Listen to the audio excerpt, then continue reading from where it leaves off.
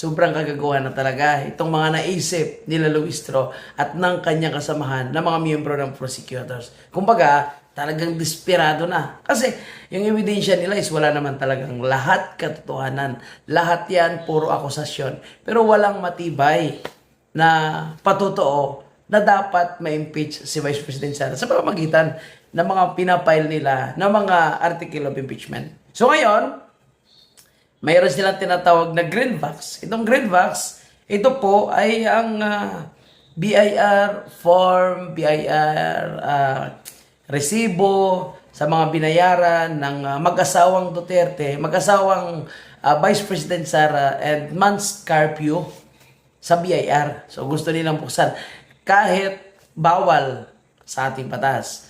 Ngayon, hindi pa sila makontento. Sinama nila si Mary Chris Piatos. Pero hindi nila kilala kung sino talaga si Mary Chris Piatos. So kumbaga nag-invite lang, pero pag hindi dumating daw, ibig sabihin, bugos si Mary Chris Piatos. Grabe nga yung mga galaw nila. At hindi pa yan. Yung sheriff. So sabi ng sheriff, huwag nyo kayo damay sa isyong pamumulitika nyo. Kumbaga, ayaw ng sheriff kasi nga, siya ay non-partisan bilang miyembro at nagtatrabaho na ngayon sa Supreme Court. Ayan, palpak na naman. So ito, ang pinakamatindi. Mag-invite sila ng isang psychiatrist para mag-evaluate daw sa mga pag-uugali ni Vice President Sara. So alam na yan. Kung mag-invite sila ng psychiatrist, malita yan. Paldo-paldo yan.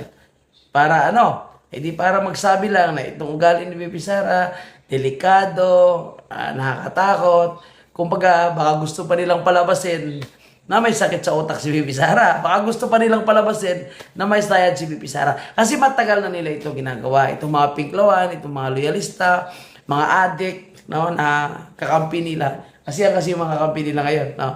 So yan ang gusto nilang palabasin. Matagal na yan na tinatawag nila, di ba, na Puna, may sayad, Inday Lustay, Inday Sayad. So yun yung mga pinapakalat nila sa social media. So baka yan ang kanilang gustong palabasin sa mangyayaring impeachment trial ni Vice President Sara. So patunay lang na talagang desperado na sila. Tandaan natin yan ay hindi na po kasama actually sa mga article of impeachment na ipinail nila laban kay Vice President Sara. Pero dahil gipit na, kung gipitan, kapit na lang sila sa patalim. So kumbaga, desperado yung mga galawan. Panoorin mo na natin ang video ito. Ako'y nagtataka kung ano kayang nakakatakot doon sa pagmamarka ng sealed box. So yung sealed box, ang tinutukoy niyang sealed box, yun yung BIR box. Bawal nga Bawal sa ating batas na buksan yun. Sa House of Representatives pa lang, pwede nilang buksan. Pero hindi nila binuksan kasi pwede silang kasuhan. Taong 2011, ang suntukin ni dating Davao City Mayor at ngayon Vice President Sara Duterte ang lalaking ito sa video, kasagsagan ng ipinapatupad na demolisyon.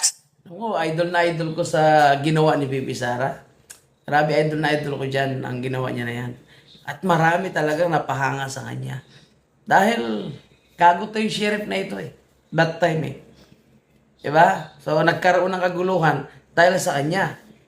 Ayaw niya antayin yung tamang desisyon sa demolition na yan. At si Bibi Sara sana yung kakausap sa mga tao dyan kung sakaling talagang kailangan i-demolish sila para hindi magkaroon ng gulo. Tinuloy niya, nagkagulo. Marami nang saktan. Kaya sinapok siya ni Bibi. Sa lungsod, siya si Sheriff Abby Andres, isa sa mga inaasahang ihaharap bilang testigo ng House Prosecution Panel para sa paglilitis ng impeachment case ng Vice Presidente. Sa kopya ng pre-trial brief ng Prosecution Panel na nakalap ng PTV News, nakasaad na kaya nakalista bilang witness ang sheriff ay dahil siyang magpapatunay sa tendency ni VP Sara na gumawa ng karahasan. Yun ang kanilang palabasin. Na kaya daw gumawa ni VP Sara ng karahasan. Pucha, sino ba yung nanggigipit ngayon sa kalaban nila sa politika? Sino ba yung nagpatanggal ng congressman, nag-file ng kaso ng mga non-billable, nananakot ng mga senador para lang bumaliktad? Kaso o baliktad? Pati nga ang pastor na pabaliktad nila. Pati nga ang akala nating maprinsipyo na Chis Escudero, napabaliktad nila. Senator Marcolita, kinasuhan, wala namang kasong pagnanakaw. Sariling pera na dinonate sa kanya. Mike Tivinsor, ginawa ng kwento sa human trafficking para lang non-billable. Kasi, maingay eh. Chavit Singson, kinasuhan din.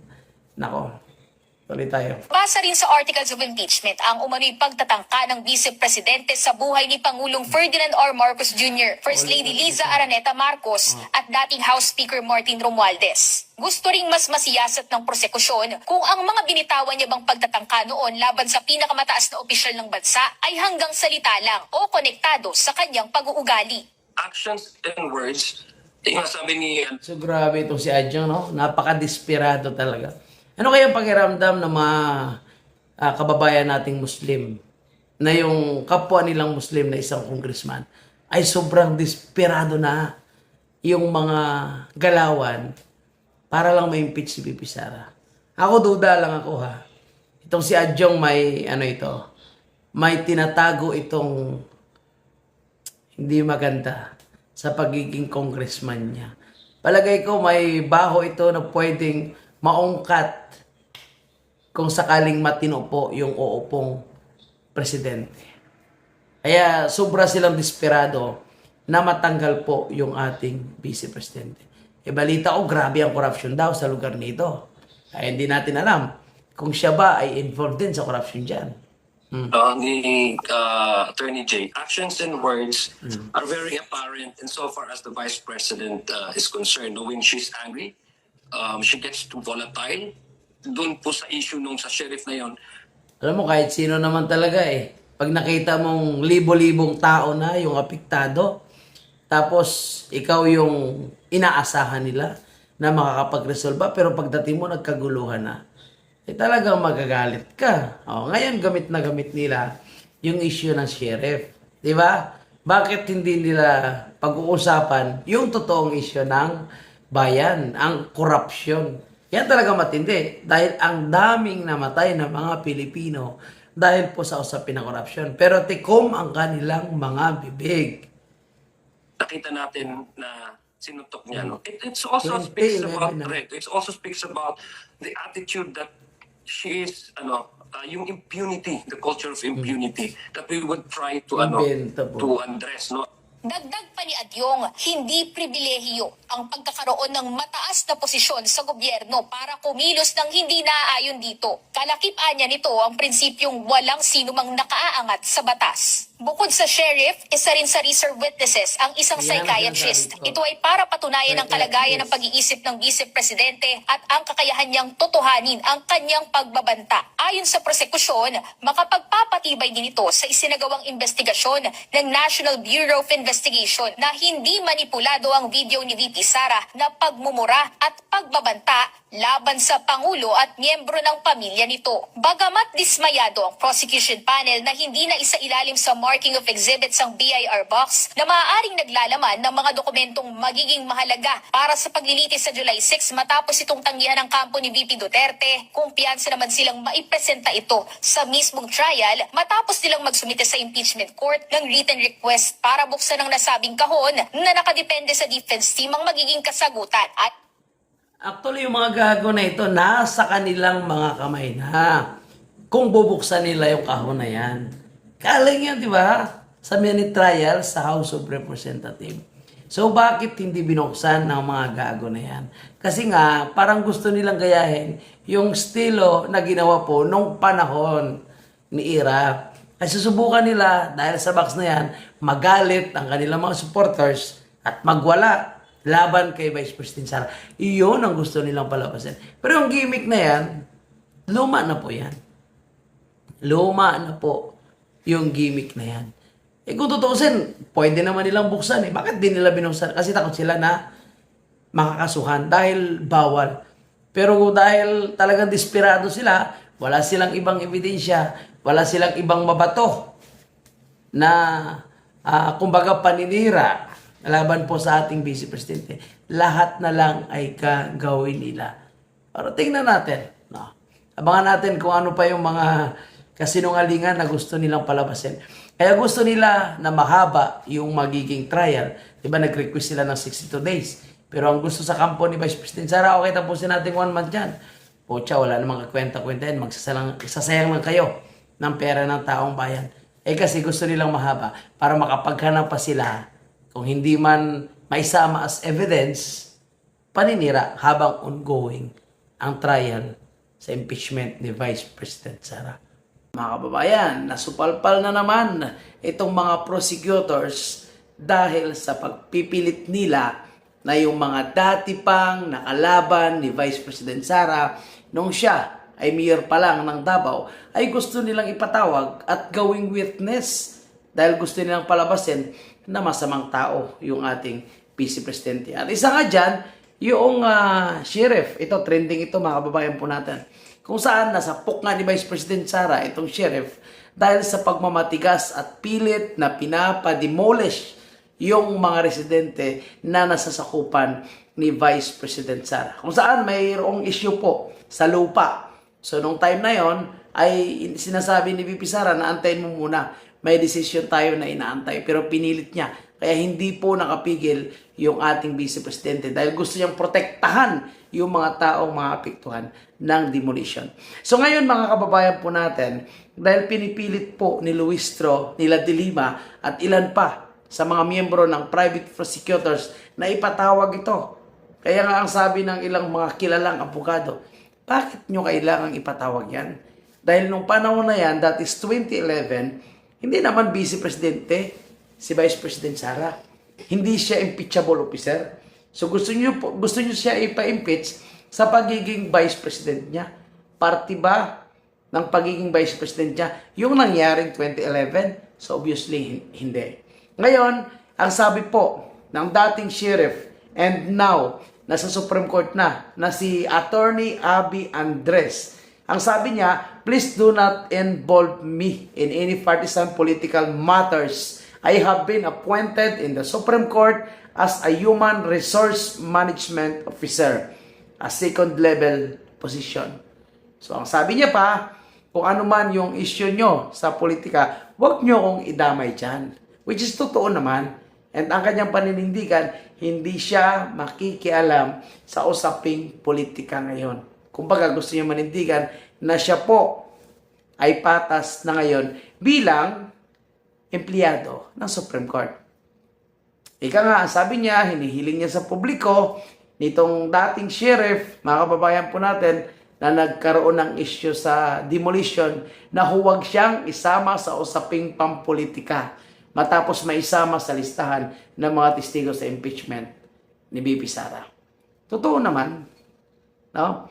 Alam nyo, kung bakit pilit nila na isasama yung mga kalaban o yung mga, sabihin natin, nagka-issue yung ating Vice Presidente nung siya ay mayor pa.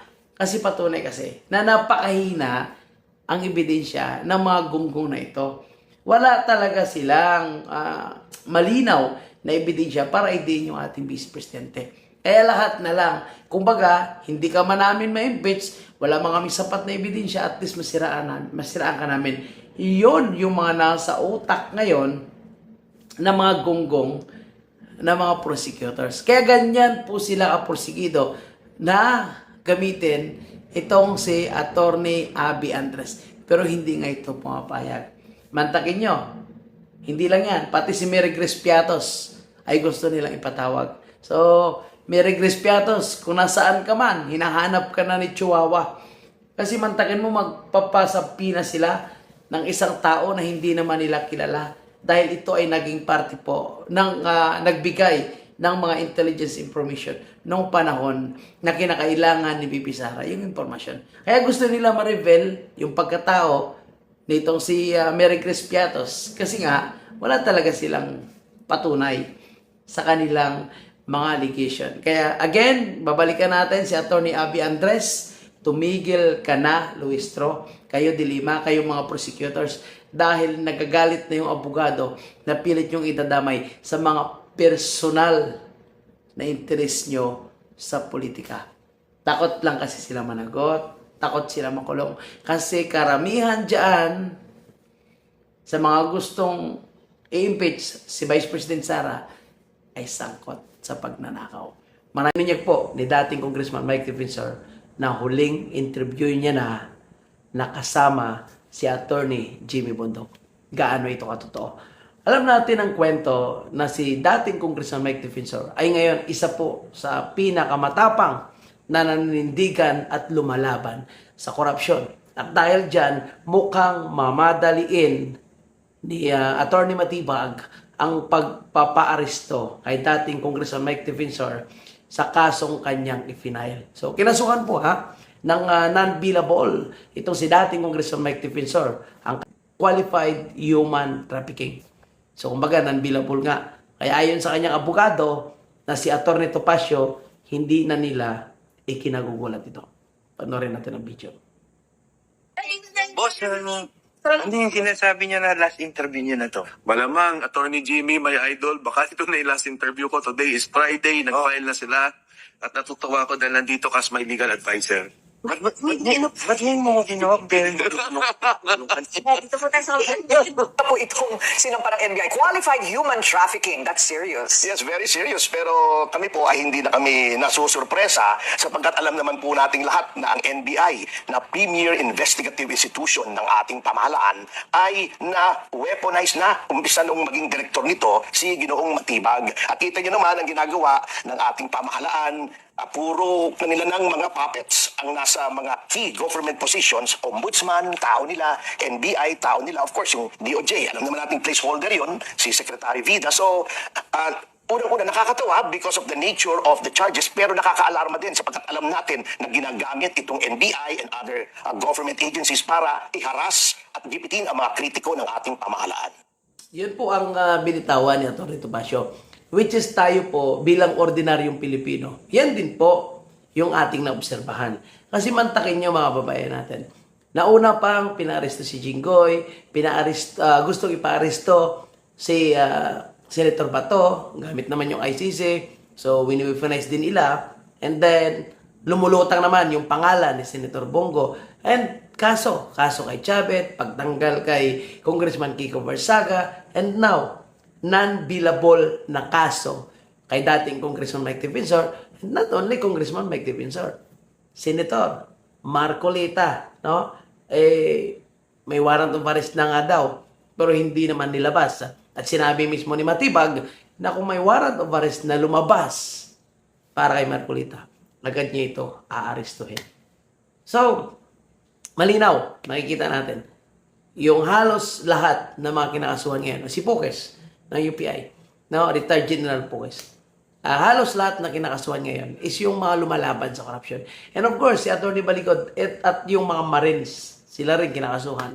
Pero yung mga totoong involved sa corruption, which is, yan, Martin Romualdez, hindi pa napapakulong.